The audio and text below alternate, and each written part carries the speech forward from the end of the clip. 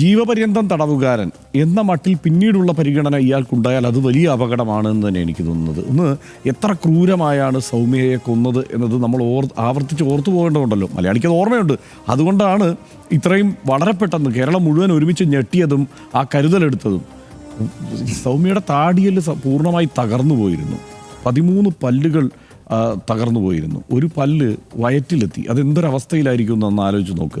ആ തലച്ചോറിൽ മുഴുവൻ രക്തം വ്യാപിച്ചിരുന്നു. ഇങ്ങനെ ഒരവസ്ഥയിൽ ക്രൂരമായി ആക്രമിക്കപ്പെട്ടു സൗമ്യ എന്നുള്ളതാണ്. അപ്പോൾ അങ്ങനെ ഒരു ദയയും അർഹിക്കാത്ത ഒരു കുറ്റവാളിയാണ് ഈ ഗോവിന്ദചാമി എന്ന കാര്യത്തിൽ ഒരു സംശയവുമില്ല. അപ്പോൾ അയാളെ ആ പരിഗണന തന്നെ വേണം അയാൾക്ക് കൊടുക്കാൻ. അയാൾക്കൊരു സഹതടവുകാരനെയൊക്കെ കൊടുത്ത് ആ രീതിയിൽ കൈകാര്യം ചെയ്യേണ്ടതാണോ എന്ന കാര്യത്തിൽ എനിക്ക് സംശയമുണ്ട്.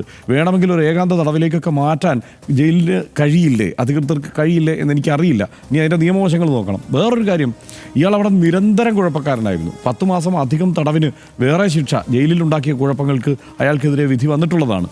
അയാൾ അവിടെ കിടന്നിട്ട് എന്നും ബിരിയാണി വേണം. അതൊക്കെ ഈ നേരത്തെ തന്നെ പുറത്തു വന്ന വാർത്തകളാണ്. ഇയാൾ ബിരിയാണിക്ക് വേണ്ടി ബഹളം വെക്കുന്നു, ജയിൽ മാറ്റത്തിന് ബഹളം വെക്കുന്നു, ഈ സെല്ല് മാറ്റത്തിന് വേണ്ടി ബഹളം വെക്കുന്നു എന്നതൊക്കെ. ഇതൊക്കെ ഈ ആവശ്യങ്ങളൊക്കെ ഉയരുമ്പോൾ ഇതെന്തിനു വേണ്ടിയാണ് എന്നുള്ള പഠനം ജയിൽ അധികൃതർ നടത്തേണ്ടതല്ലേ എന്നുള്ളതാണ് എൻ്റെ സംശയം.